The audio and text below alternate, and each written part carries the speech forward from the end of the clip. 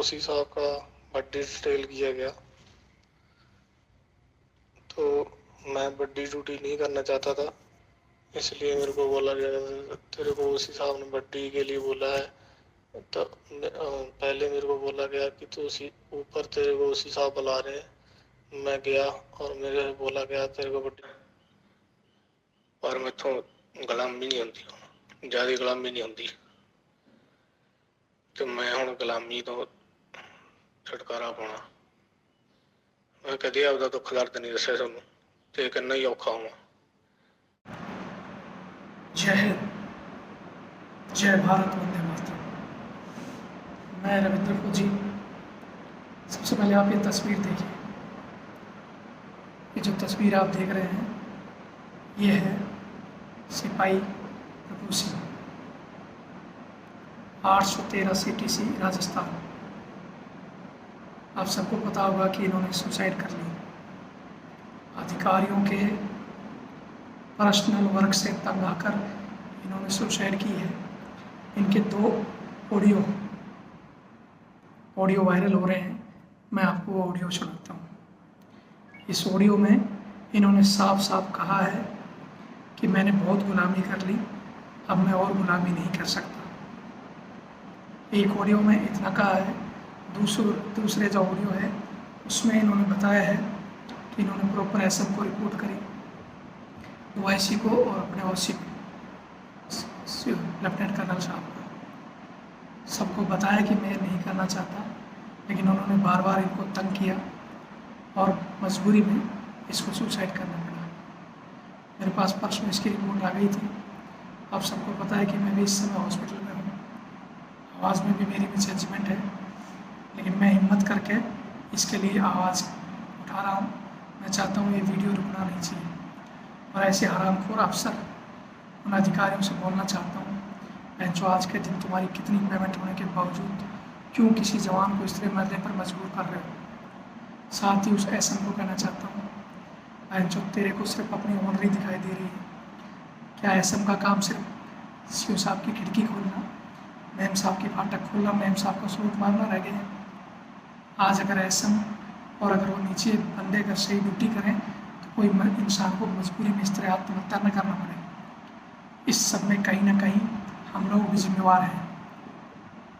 इस साइड प्रथा के कारण हर साल कितने ही जवान आत्महत्याएं कर रहे हैं, कितने जवान समय से पहले नौकरी छोड़कर जा रहे हैं, जवानों को छुट्टी नहीं मिल रही है। सरकार इस पर क्यों नहीं ध्यान नहीं दे रही? देश की जनता से कहना चाहता हूँ हाथ जोड़कर, ये कितनी विकट संभावना है। मैं खुद इस सिस्टम से गुजरा हुआ हूँ। ऐसी ही हालत मैं आज आप इस वीडियो के अंदर बताऊँगा आपको कि जैसे इस बंदे ने सुसाइड की है, ऐसा मेरे साथ भी हुआ था। हमारा एक महामादरचोद कुत्ता मेजर गुरेंद्र, जो कि मेरे रेजिमेंट में पहुंचा था, वो कंपनी कमांडर था, मुझे अपने घर में ज़बरदस्ती इस तरह के काम करने के लिए लेकर गया था। सबसे बड़ी विडंबना ये होती है, उस समय बंदा नया होता है, वो अपनी वर्दी और जुनून और जोश को देखकर सोचता है कि मैं देश सेवा के लिए जाऊँगा, लेकिन वहाँ ऐसे महामादरचोद, मुझे कहने में शर्म नहीं आती कि आर्मी के अफसरों के आज इतना पेमेंट होने के बावजूद आर्मी और पैरामिलिट्री फोर्स के जो अफसर हैं इतने लिच्चड़ और गए गुजरे हो रखे हैं। कोई सड़ा अगर अपनी ज़मीर जिंदा कर कर बोले कि वो सहायकों का यूज नहीं करता। बड्डी सिस्टम को बहनचोद इतना बोलते हैं ये, फिर मुँह तान कर जो इंटरव्यू में आते हैं वो लोग बोलते हैं कि सेना में सहायक नहीं, बड्डी सिस्टम है। बहनचोद तुम लोग बैठे हो, तो कोई JNK में बैठा है, कोई आसाम में बैठा है, कोई बम्बई में बैठा है, और 50,000 से ज़्यादा सैनिक तुम दिल्ली में लेकर बैठे हो। वो कौन सी बड्डी गिरी है? तुम्हारे माँ बाप के पास, तुम्हारी वाइफ के पास ड्राइवर अलग है। ऐसी कौन सी विडंबना है मैं जो अपनी वाइफ के पास अलग रख कर बैठे हो? ड्राइवर अलग है, उसका पल्लू पकड़कर बाजार में ले जाने वाला अलग है, तुम्हारे बच्चों को खिलाने पिलाने वाला अलग है। तुम अपने रिश्तेदारों को यहाँ मंडी भेज देते हो, शादियों में बर्तन धोने के लिए जवानों को भेज देते हो। देश की जनता क्या चाहती है? आप जिन फौजियों को सलूट कर रहे हो, आपका 50,000 लेने वाला सैनिक 10-10 साल से दिल्ली में बैठा है, 20 साल वहीं रैंक लगाई, वहीं से पेंशन आ गया, उसको ये पता नहीं है रेजिमेंट में कौन सा हथियार आ रहा है, वो लड़ाई लड़ेगा, उस दिन लड़ाई लड़ लेगा, उसको ABCD पता नहीं फौज की। लेकिन बहनचोद 50,000 लेकर अपने आप को वो फौजी कहला रहा है, सारी फैसिलिटी ले रहा है दिल्ली में बैठकर, और सिर्फ उनके पीछे वाला धो रहा है बच्चों के टट्टियाँ तक धो रहा है वो बंदा।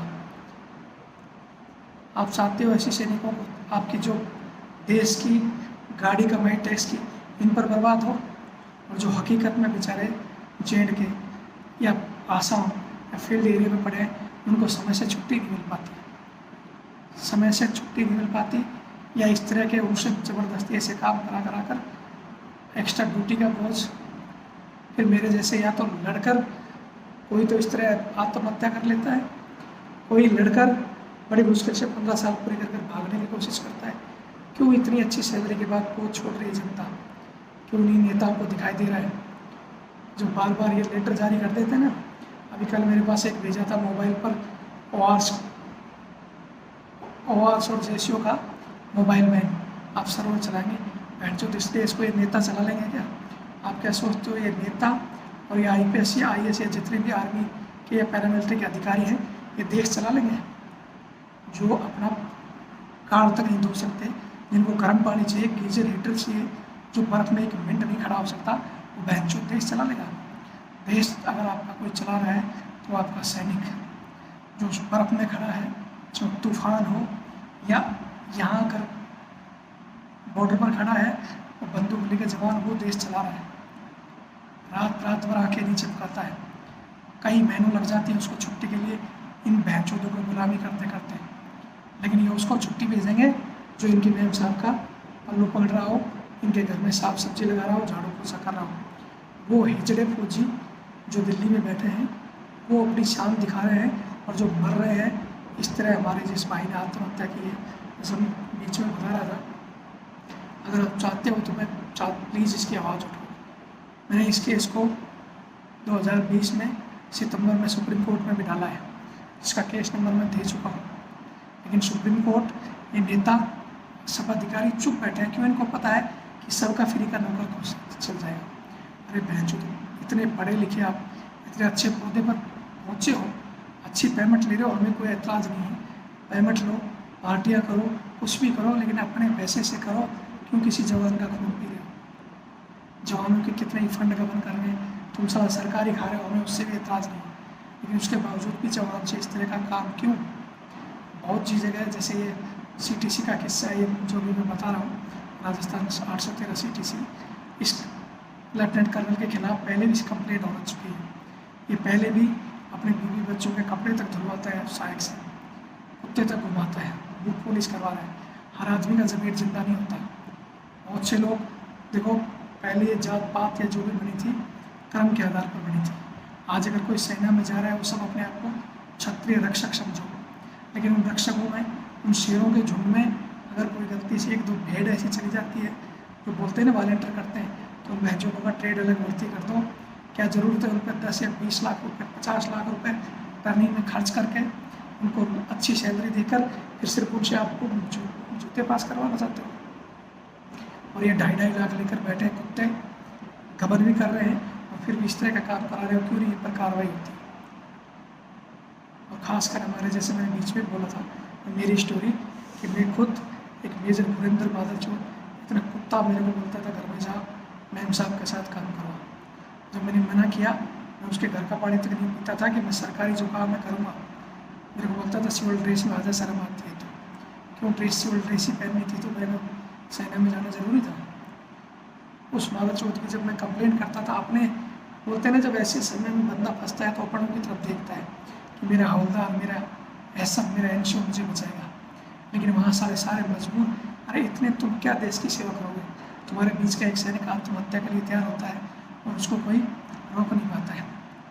उसको जब वो देखता है दया के लिए, तो ये सारे लोग ऐसे देखते हैं भाई कर ले, नहीं तो एक्स्ट्रा BPT हो जाएगी, रेजिमेंट का तेल निकल जाएगा, CO साहब ये कर देगा। अरे बेंचो, जब CO से डर के ही तुम करोगे तो तुम क्या पाकिस्तान से लड़ाई लड़ोगे? तुम्हारा ज़मीर मर चुका है। मैंने इस बंदे की तरह पहले या तो मौत मैंने उस समय देखी थी, यहाँ उस समय मेरा भी दिमाग घूमा था, घर वालों का प्रेशर था नौकरी करो, छोड़ कर आ गया तो हम मर जाएंगे, और मेरा था कि मैं नौकरी करूँ तो मैं मर जाऊँ या मेरे ज़मीर को मार लूँ। लेकिन मैंने मजबूत ज़मीर कर उस समय जिंदा रहकर अपनी पूरी सर्विस करके आया और आज 5 साल से लड़ाई लड़ रहा हूँ। आज इस कोरोना में भी मेरी एक रिपोर्ट पॉजिटिव आई थी, आज मैं नेगेटिव हूँ। अभी फिर लंग्स में इंस्पेक्शन है, मैं लड़ रहा हूँ। मरना हर एक इंसान को है, सिक्के के 2 पहलू हैं दोस्त। एक इधर पड़ेगा सांस है, इधर मरता हर आदमी है। आज जानवर भी जानवर का पेट भर रहा है। हम लोगों को इंसान बनाया गया है। अपनी आवाज़ उठाओ, गुलामी की ज़िंदगी। अगर आप कुछ नहीं कर सकते, कम से कम इस वीडियो को शेयर कर कर इस भाई को इंसाफ तो दिला सकते हो। जैसा मैं बता रहा था मेरा स्टोरी फिर बीच में कि जब मैं देखता था वहाँ आकर अपने एनसीओ को, सर मेरे से काम नहीं होगा, अपने जेसीओ को बताऊँ, हमारा मेरे को आज भी याद है चंचल साहब है जो खैनी खाते खाते गुटखा खाकर बोलता था, यार हमने भी की है, तू भी कर ले। हालत ये हो रखी है कि मैंने गाना बनाई है, तू भी बना ली। मैं बोलना नहीं चाहता ऐसी ऐसी बातें, शर्म आती है मान लो। उन हिजड़ों के बीच में जहाँ मैं नौकरी करके आया, आज मेरा फीलिंग होता है। मैं चाहता हूँ 5 साल से मैं कि हमारी सेना पूरे वर्ल्ड को पता है कि हिंदुस्तान का जो सैनिक है नंबर 1 है। 50 आधे से ज़्यादा जो सैनिक नंबर है 1 है, उन्हीं की वजह से सेना चल रही है। वरना आधों को तो इन्होंने हिजड़ा बना दिया है, ये सारी प्रथा में लगा लगा कर, वेटर की ट्रे घुमा घुमा कर, इनकी बहनचोद शादियाँ, पड़ोसी की शादी, रिश्तेदार की शादी, सास ससुर के यहाँ वेटर घूम रहे हैं।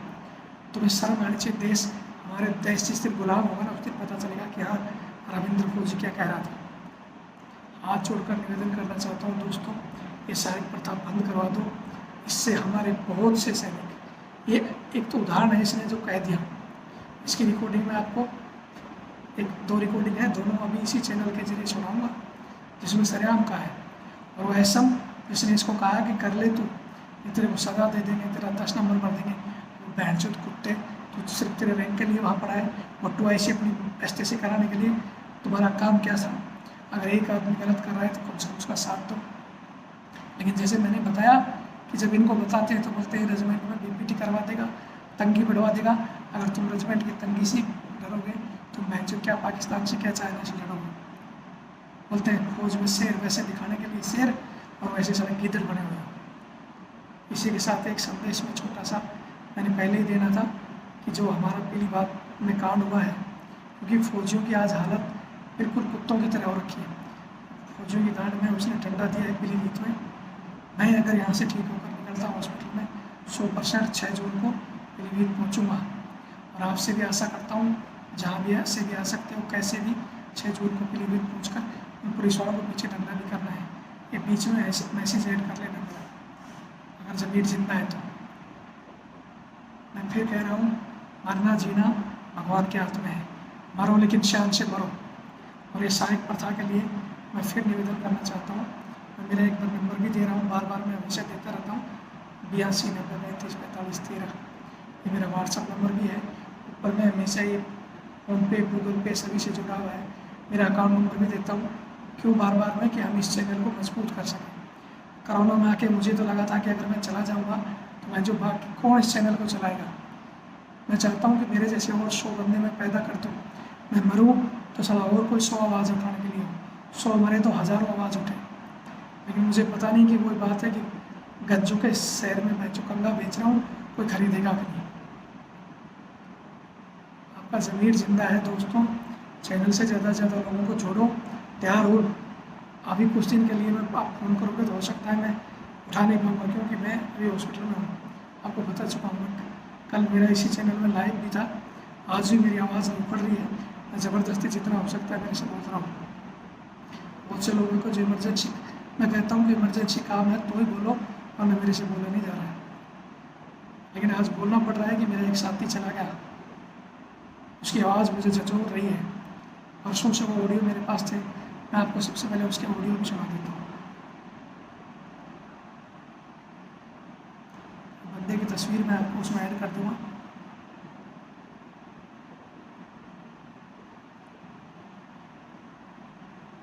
बीच में वो थोड़ा सा मैं बताना भूल गया था, जब बंदा मदद के लिए देखता है, जैसे हमारे वो चंचल साहब जैसे वो, उनका फ़र्ज़ क्या बनता है? उनका फ़र्ज़ तो ये बनता है कि बंदे की तरफदारी करें और ऊपर उसको कहें कि साहब बंदा नहीं करना चाहता, इसको लागू नहीं है, लेकिन ऊपर से आदेश मिलता है इसे लिख के लो।